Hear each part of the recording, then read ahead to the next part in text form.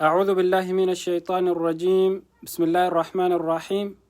والحمد لله والصلاة والسلام على رسول الله صلى الله عليه وسلم.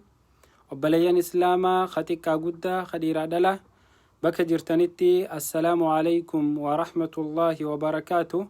نجا في رحمن ربي قد إسن الرهاجرات إسن جنة بقى ربين ساء بريدو ساء خبجمتو تنان إسنجه وبلين كيا خان جما فيسبوكاتي في أكسو مجرى يوتيوبي تندا وتنهندي خيسانو بك جرتنتي رحمن ربي إسنها بربادو إن شاء الله يو ربين كينيا جي ساء جبابدو تنخيستي متدوري جبابدو تكراهي والمرينا خوتا سينا واليوم إن شاء الله جزاكم الله خيرا.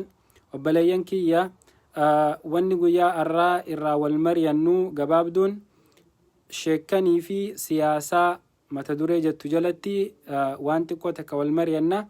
sheekanii fi siyaasaa waan jettu jalatti wal mari'anna. wanni mata duree kanarraa akka wal mari'annu na kakaase yeroo hedduu gizee namni areeda qabu, namni koofiyyaa akkanatti uffatu, namni mudawwar uffatu, namni laa ilaaha illallah muhammadun rasulullah jawu gizee ol ba'ee waa'ee siyaasaa dubbate namni jaahilaa hedduun namni ilmiin beeyne namni siyaasaas hin beeyne hedduun baheeti nama sheekaa nama darasaa takkaanuu ustaazan keenyatti maaliif waa'ee akkanaati irraa dubbatta, lakki ati waan akkanaa dubbachuun hin malle kitaabuma keetii irra gabaabbadhu maal jeeti dhukkee kaasee oowwa kaasa. tanaaf akkami namni sheekaa siyaasaa irraa dubbachuu hin dandayu. namni sheekaa dirqama masjiida gabba'uun qabu, hawaasa hoogganuun qabu. namni sheekaa minbara keessaa gabba'uun qabu, khutbaa godhuu malee haasawa adda addaa godhuun qabu waan jettu bal'inaan wal mari'anna. obboleeyyan keenya shari'aan islaamaa waan isin halaal gootee fi waan haraam goote الحلال بين والحرام بين جاء رسول ربي صلى الله عليه وسلم. حرام إفبها دا حلاليس إفبها فبينهما أمور متشابهات.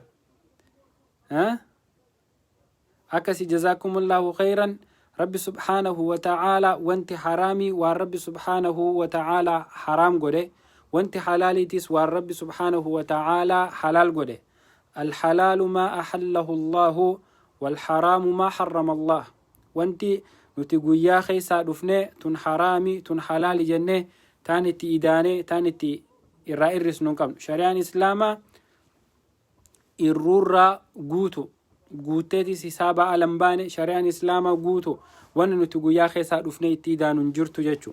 أبليان كيا بيا إفي جالتشو وائي بياتي را دبتشو وائي بياتي والبرسيسو rakkoo biyyaa dubbachuu rasuula rabbii sallallahu alayhi wasallam nu barsiisa.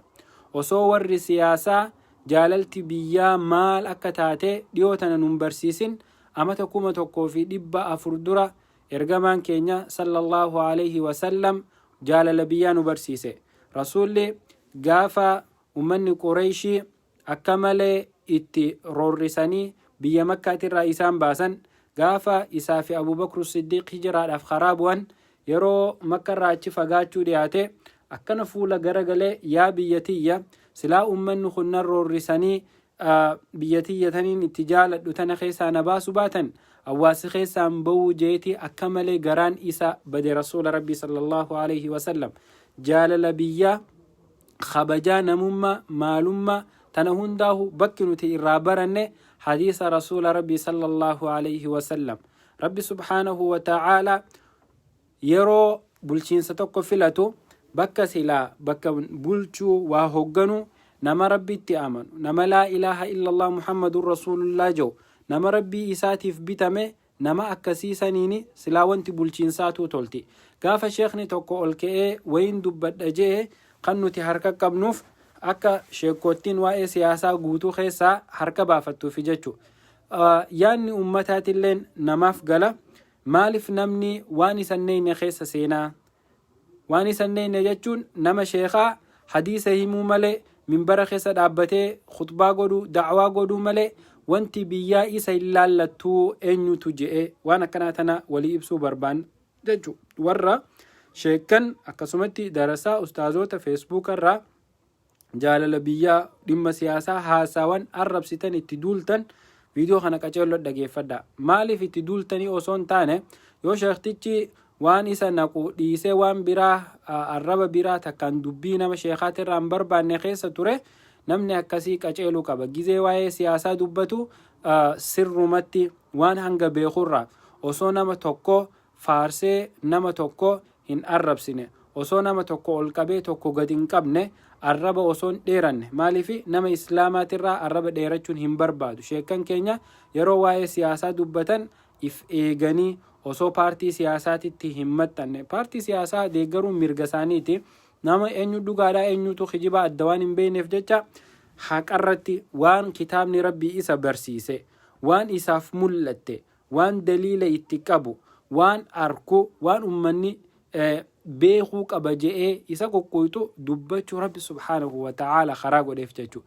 Tanaaf obboleeyyan kiyya abbootiin teenya taganama gaafa sabni keenya sabni Oromoo kuni Oromootti if hin beeyne gaafa ka kiristaana ani kiristaana if hin ja'u ka islaama lakki ani Oromoo miti an islaama if hin ja'u namni jalqaba ka'ee ummata keenya qotee bulaa keenya warra baadiyyaa jiru warra magaalaa jiru yaa ummata keenya isin islaama qofaa miti isin islaamummaan amantii teessanii akkasuma oromummaan immoo saba keessanii islaamummaas dhiisuu hin dandeessan oromummaas dhiisuu hin dandeessan guyyaa keessaas oromoo ta'uu hin dandeessan guyyaa keessaas oromummaa ifirraa mulquu hin dandeessan isin ummata saba oromoo ka afaan oromoo dubbatu ka amantii islaamaa qabuu je'ee warri barsiisaa ture jeeyinoota keenya sheekan keenya kanneen akka Sheekh Bakrii Saphalo Sheekh Mahammad Rashaad faadha jechuudha. Ganama subi osoo warri siyaasaa nuti paartii siyaasaati ummata kanaaf dhimmamna ummata kanaaf dubbanna je'ee ganda keessa ka'ee maqaa baafatee walit dhufee ka rabbi gabbaruu fi ka rabbi hin gabbarin walit dhufee dachiin laakin namni ganama subi ol ka'ee saba kanaaf yaadee ummanni kun bayyanachuu qaba ummanni kun gurmaa'uu qaba ummanni kun mootummaa gabroonfatatti finciluu qaba je'ee hawaasa keenya waa'ee siyaasaa fi diin wal cinaa qabee akka isaan Oromoo tahan sabni isaanii akka ammaasis amantiin isaanii islaama taate akka sabni isaanii Oromoo ta'e sheekan keenyaatu ganama subii bahee hawaasa keenya barsiise ka akka Sheekh Bakrii Saphalo nama qubee afaan Oromoo yeroo duraatiif qore ka akka Sheekh Muhammad Rashaad Abdullee nama qubee afaan Oromoo tana boocee nuuf kaa'ee arra itti fayyadamu jiru. Gaafa dhimmi siyaasaa ka'u zamana kana zamana jahaliin takkaanuu wallaalli heddummaate nama islaama ka jaalala biyyaatirraa haasa'u ka siyaasaarraa haasa'u itti duulan jechuudha. Lakkii namni sheekaa bakka tanaan hin malu abaati maaltu si naqe waan tana keessa akka fadhan wal haa godhani biyya abbaa qabdu irratti biyya nama keenya namni islaama laa ilaha illallah muhammadun rasulullah jiru miiliyoonni 50 ol jirutti abbaan fadhe akka fardaa dachii tanarra faca osoo rabbi subhaanahu wa ta'ala haqa si agarsiisu haqa ka ittiin himne arrabsuu osoo hin ta'in kun haqa kun baaxila jettee osoo itti himuu dandeessee afaan kee qabamee taa'e tana waan shari'aan islaama hin deeggalle.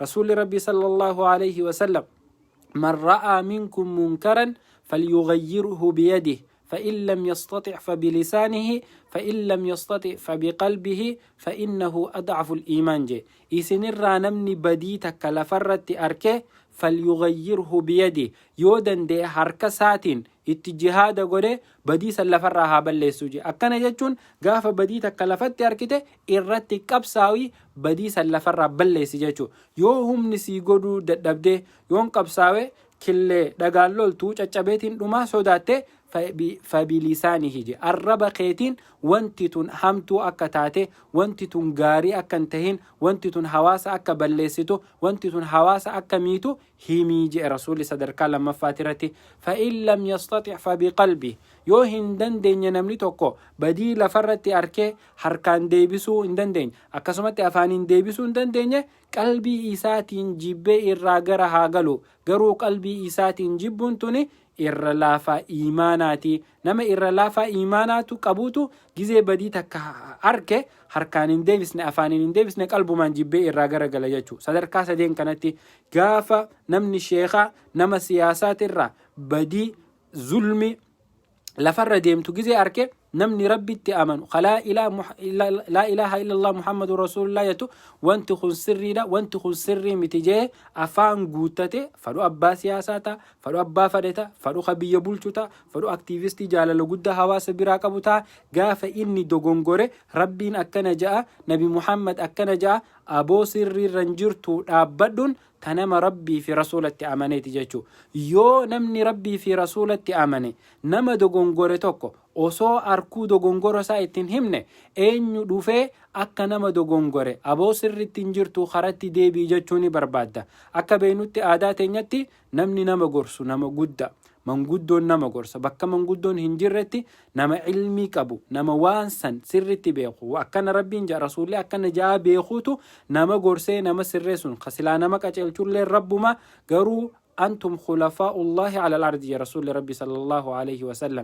إسن خليفة ربي لفتنر خايته كسجتون بكبؤوتا ربي سبحانه وتعالى لفتنر دقورته. تأمرون بالمعروف وتنهون عن المنكر جاء القرآن أمة نبي محمد جدي يبسو.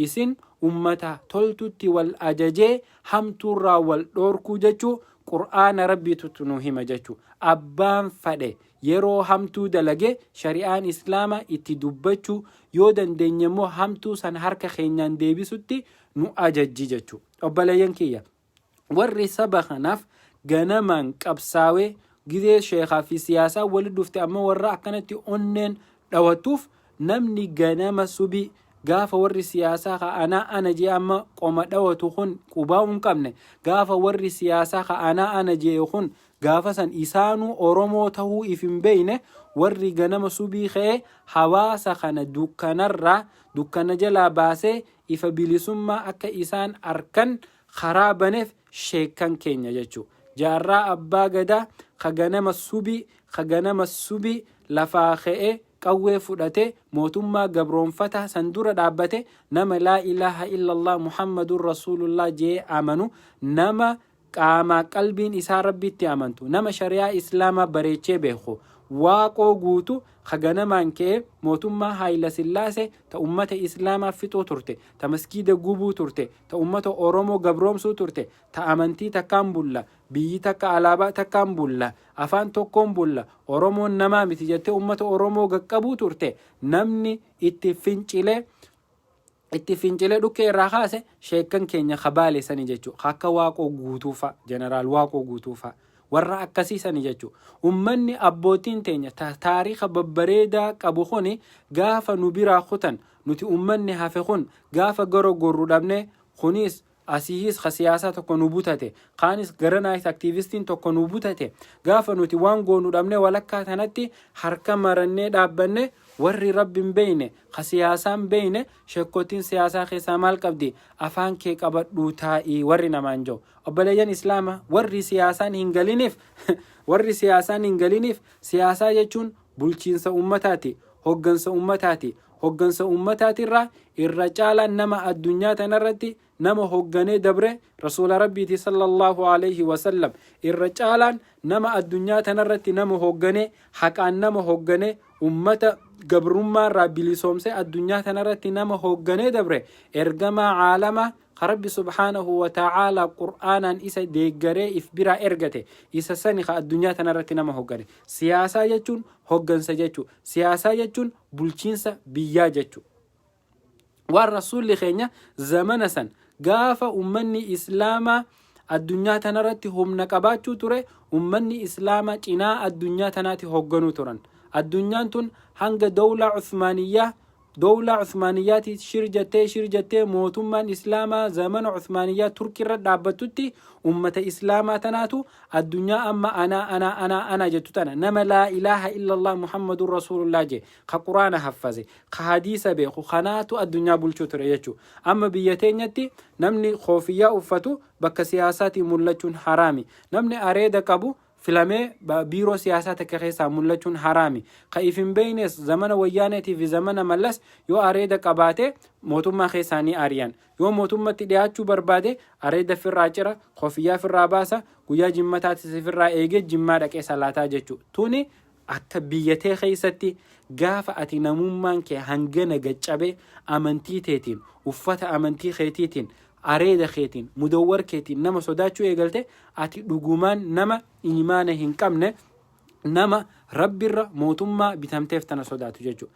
Kanaaf obboleeyyan kiyya namni siyaasaa haasa'uun irraan malte nama kalaama rabbii beeku ka kalaama isaa keessa kijiba irra hedduun nama wanni namni sheekaa siyaasaa keessa maaliif seena jee waywaatuuf siyaasaa tanaatu kijibaan guutamte. Siyaasaan kijibaan guutamte. Maaliif siyaasaan kijibaan guutamte?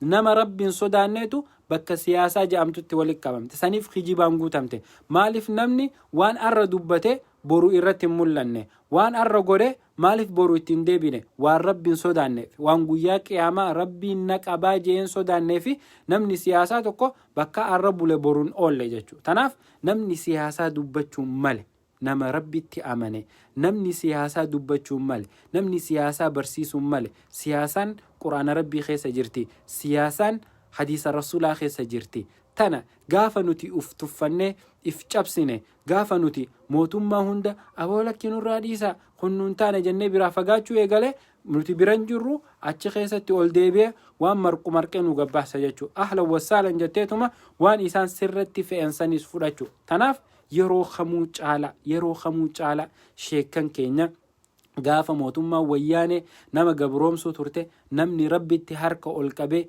ganamaa galgala hawaasa walitti qabe Allahu akbar yaa rabbi qabi, mataa nurraa qabi, onnee nurraa qabi, qalbii nurraa qabi, miila nurraa qabi, harka saasaa qaali, ija saasaa qaali jee mootummaa wayyaane du'aa'ii itti godhe dakkaa godhe nama sheekkan keenyaatu godhe jechuudha. Ka'achi ummanni qabsaa'u asii sheekkan ummata baasuun hiriira wajjin bahuun deeggaruun du'aa'ii godhuuniif akka rabbi subhaanahu wa ta'ala ummata keenya kana bilisoomsee ifatti isaan baasu ganamaa galgala rabbii isaanii kadhachuudhaan bilisummaa tana keessaa qooda hangana hin jedhamne warri qaban sheekkoota keenya kadarasaa taa'ee barsiisu san jechuudha. Gaafa siyaasaan dhufte Allah sheektichi kun maala sii godha hin taane obboleeyyan keenya namni islaamaa dammaquu qaba. Yeroo kamuu caalaa dammaquu qaba jechuudha. Akkamitti dammaquu qabna? Bakka siyaasaa namni islaamaa laa ilaaha illallah muhammadun rasuulullah jee keessa dhaabbate tanaa haqa tanaa shira kanarraa dhaabbaddaa haqa kanatti deemaa jee namni islaamaa mootii biyya bulchu tokko karaarra kaayuu qaba jechuudha. Hangam takka Daani'eel Kibrat Dr. Abiy jalatti mataa qabate ummata islaamaa dararaa jira. Silaa namni islaamaa cimaan tokko ka akka Daani'eel Kibratitti dhiibbaa muummee ministeeraatti godhuu danda'u tokko masaraa keessa jiraate ummata muslimaatiif hafuura baafannaadha jechuudha. Nu bakka hunda if xiqqeessee dhabamee fi kanuun geenye kanuun taane ka amantii isaa jaalatu mootummaa jala mataa qabate waan godhu godha. Nuti mootummaa jala mataa qabadu ahlan wasaalan waan ati fidde hunda niin qeebalaa miti. Goda isaan seenan seenne mataallee gaqqabanne hanga humnatee nyaatitti akka shirri shiramu ummata muslimaan dhabamsiisne. Silattuu ummata muslimaa abbaan fadhe dhabamsiisuu hin danda'u. Kitaaba kana abbaan fadhe dhabamsiisuu hin danda'u. Maaliif jennaan رب سبحانه وتعالى إنا نحن نزلنا الذكر وإنا له لحافظون. قرآن خنا أمنتيتنا نوتو بوسه نوتيتي فتا ربي تجيجو تناف هنقف لموتم من شر الله أمنتي إسلامتنا أبمسيسون دندو خناف نوتيلين ربي تيسجنه أصهر كمرنين تين وان دندنيو قباني قولوك أمنا يجو موتم ديانه وان نفكاتا mootummaa wajjin dalagu mootummaan tun yoo kharaarraa meete kharaarra hin jirtu sirraa tanaatu ummata muslimaatiif tola waan akkanaa yoo seera keessa murteessitan ummanni muslimaa kharanaan miidhama ummanni muslimaa kharakanaan dhiibbaan irra ga'e jahee namni muslimaa siyaasaa fi waan hunda keessaa mul'achuu qaba. Zamanni nuti harka marannee manatti ol gallee afaan keenya qabannee teenyu zamana ammaa miti. Jaarraan nuti keessa jirru jaarraa 21ffaa jaarraa social meediyaan addunyaa tana qabatee jiru jaarraa siyaasaan akka barbaadetti amantii irra dhiibbaa goote amantii islaamaa tana gooltee dukkana irra keessu jechuudha. Jaarraa kana keessa ummata islaamaati nama laa ilaaha illallah muhammadun rasuulullah jee waan qoratu qoratee gabbahee bakka namni amantii khilaafutti bakka warri siyaasaa amantii khilaafutti dura dhaabbate likki itti himuu qabu nama laa ilaha illallah muhammadur rasulullah je. mee yoo isin namni islaamaa ka Facebook irra jiru kun ka social media irra jiru kun bakka jiru aboolaki sheekan keenya siyaasaa keessan seenina wanti tun khara deemtun beeytu harka maradhuu ta'i jettee sheeka kee ajajja sheeka kee ka dhuga namatti itti himuu fadhu. nuti wanni dhaamnu namni keenya gizee dubbatu waan dubbatu haa laallatu waan godhu haa laallatu sanuma komiin jirtu akka naman arrabsin qabiyya bulchuu haa taatu ka aktiivistii jee maqaa fi baasee sabaafin qabsaa'u jee haa taatu gaafa inni waa balleesse aboo wahii balleessitee dhaabbadhu jennee itti himuu malee arraba biraa nun barbaachisu. yoo nuti nama ka arrabsinu taate ummanni maal nurraa barraata arraba keenya sassaabanne likki mootummaa biyya bulchuu jirtu aktiivistii biyya jeequ jiru ka abbaa barbaade mootummaa waraanaan nama jeequ jirtu waraanaan mana seente ummata nama jalatti ajjeesu jirtu ka asii ummata keenya gooluuf jecha miidiyaa feesbuukaan haa taatu miidiyaalee adda addaa fayyadamee hawaasa jeequs haa taatu gaafa inni waa balleesse aboo balleessitee jirtaa dhaabbadhu tatanqaq jee فلاش ديما تيبسو قباجة نمني إسلاما خيسافو نمني شيخا لا إله إلا الله محمد رسول الله جي كتاب ربي بيخو كأجج ربي سبحانه وتعالى سرتي بكانجيو بربادو جيرو نمني تقوى بلسو قوة السياساتي متجئ eeggachuu nama sheekaa hin barbaachisu jechuu. Tanaaf obboleeyyan keenya ummanni islaamaa dammaquu qaba. Zamana minilikirraa eegallee nuti akka ummata muslimaatitti siyaasaa keessaa humaan qabnu mootummaa amma biyya bulchaa jiru tanattillee akka silaa lakkoofsa keenyaatiin akka nuti biyya san keessatti heddumminaatiin wanni nuti haqa godhan hanga ammaatitti nuun kannamne xiqqoo amma fuula harkachaa jirti nuti immoo waan fuula harkachaa jirtu tana bakka teenyutti nuu kannani harka marannee taa'uun qabnu. Ummanni muslima Itoophiyaa keessatti yoo ministeerri diidamte 12 islaama ta'uu qaba. Maaliif jenna nuti nama miliyoona 60 ol tana falmachuu danda'u qabda. Ati yoo gabaabbattee asumaa teessee majlisa muftii fi warri suufiyyaa tokko irra wallolan kanuma ganamaa galgala biddeena godhannee yoo waanuma majlisaa qofa haasawaa oolle guddachuu hin dandeenyu. Namni waa'ee majlisaa nu haasa'u jiraachuu qaba. Namni waa'ee mootummaa nu haasa'u jiraachuu qaba. Namni islaama keessaa waa'ee diinagdee haasa'u jiraachuu qaba. Namni baankii nu banu jiraachuu qaba.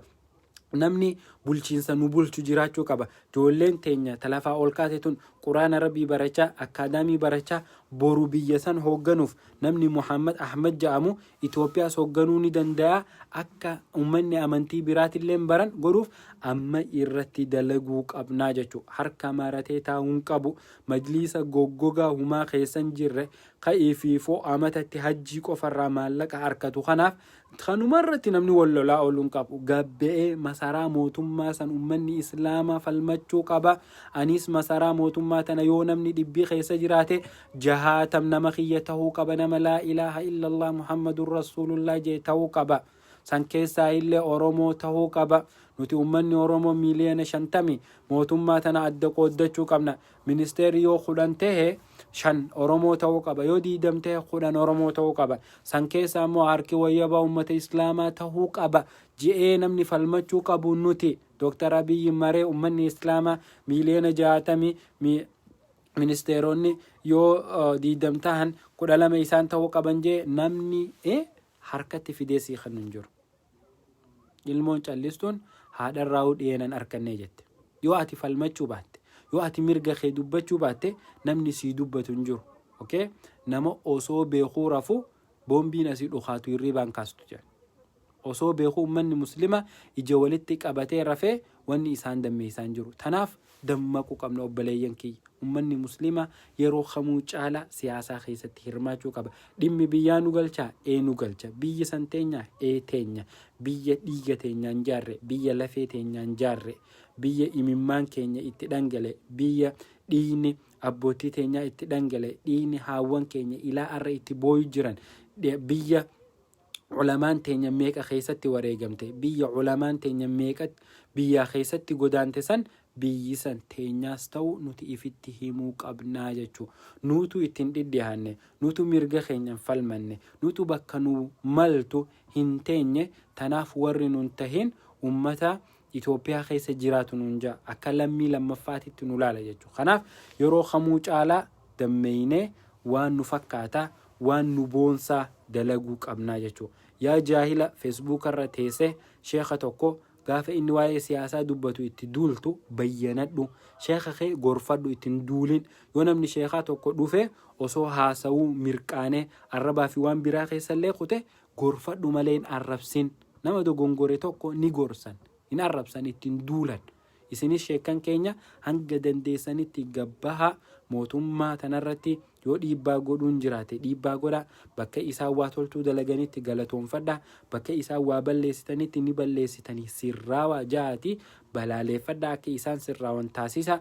Bakka mootummaan dhimma amantii islaamaa faalleessu dalaydetti seera gizee raawwachiisan, seera gizee tuman, waan ummata muslimaatiif hin malle, waan ummata muslimaa balleessa, waan ummata muslimaa bara dhufu kana jenereeshina ganaa nutti aanu dhiibbaa irra godhuu ta'a. Nuti warri amma jiru ka arku kuni sirreessuu dandahuu qabnaa jechuudha. Tanaaf obboleeyyan kiyya, obboleeyyan islaamaa yeroo kamuu caalaa dammaquu qabna. Ummanni islaamaa siyaasaa keessatti dammaquu qaba, dammaquu qaba. Nama islaamaa ka akkami ka mootummaaf bitamee ganamaa galgala waanuma mootummaan jettuun godhu qofa osoo hin tahin nama laa ilaaha illallah muhammadun rasuulullaan tun sirritti dhugaan qalbii isaa keessa seente, nama mootummaa je'ee khaloitaa tana firraan baasne, nama mootummaa je'ee mudawwar uffachuun sodaanne, nama bakka mootummaan dogongortetti dogongortee jirta, bakka isaan nama ajjeesi jaanitti lakki shari'aan islaamaa nama ajjeesuun lubbuu namaa tana dhabamsiisuudha, addunyaa tana guutuu ajjeesuudha. Allakkii naman ajjeesu jiru nama akkasiisan nama islaamaa keessaa laallee filachuu qabnaa jechuudha. Namni akkasiisan nu hoogganuu qaba. Namni dhiigni namaa haraamitti beeku nu hoogganuu qaba. Namni dhiiga namaa dhangalaasuun haraamitti beeku nu hoogganuu qaba. Hangam jaahilli xaharaan beeyne ka istanjaan godhanne ka afaan ajaa'u ka hudduunsaa ajoytu nu bulcha jechuudha. Osoo namni keenya ka rabbi sodaatu, ka rabbi beeku, ka afaansaa urgaa'u, ka xaharatee istanjaa godhatee deemu manatti ol seenee taa'u hangam takka najisni kun nu bulcha jechuudha. Namni najisaa nu bulchuun hin malle jechuudha. Namni islaama yeroo kamuu caalaa ol ka'ee falmachuu qaba. Falmii akkam bakki tunnaan malte anis bakka tana na kaayi. Yoo yaadattan nabiyyanaa Yuusuf yeroo mana hidhaatii bahee manaama hiike booda inni hafiidhun amiin. Bakki tunnaan maltii irra na kaayi, anaan mala isii beekaa, anaatu gibrinnaa tana, isinii anaatu qonna kana, isinii tartiiba godhaa, rabbii kiyyaa irra na gargaaraa, bakka tanatti na godhaati, anaat tartiiba qabsiisaa je'eeti. Namni rabbitti amane ka rabbiin ergate san bakki tunnaan maltii irra na kaayaa je'ee akkasitti fudhate jechuudha. Akkasi namni muslimaa dammaquu qaba.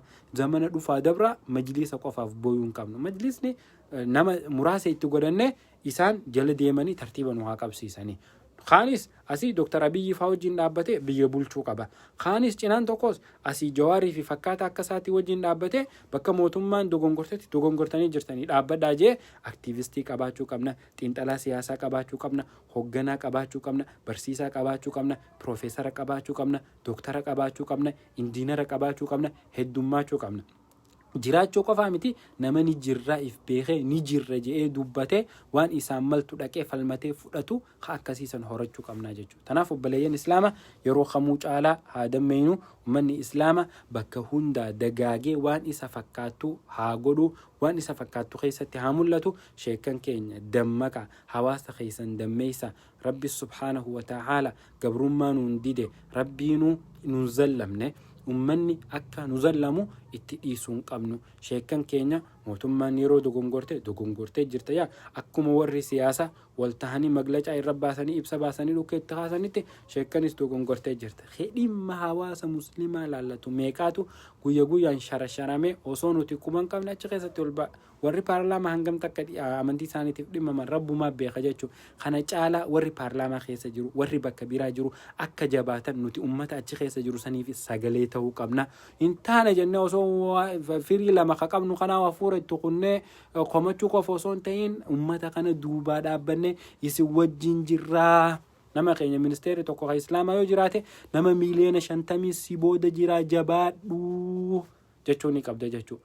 yoo bulchaan biyyaa tokko jiraate nama miiliyoona 50 si duuba jira jabaadhu jechuun qabda. Rabbi subhaanahu wa ta'ala nu haa jabeessu, rabbi haqa keenya nu haa baasu, rabbi wal jala nu haa yaasu.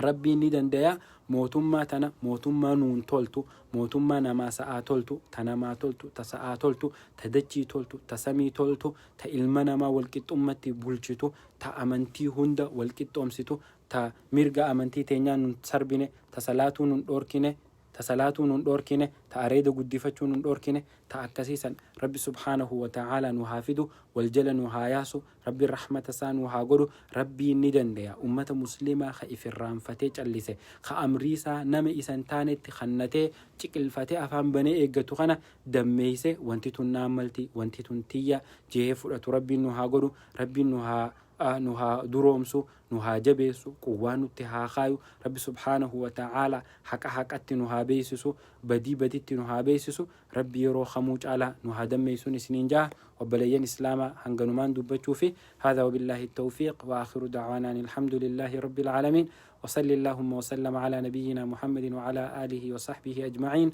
والسلام عليكم ورحمة الله وبركاته.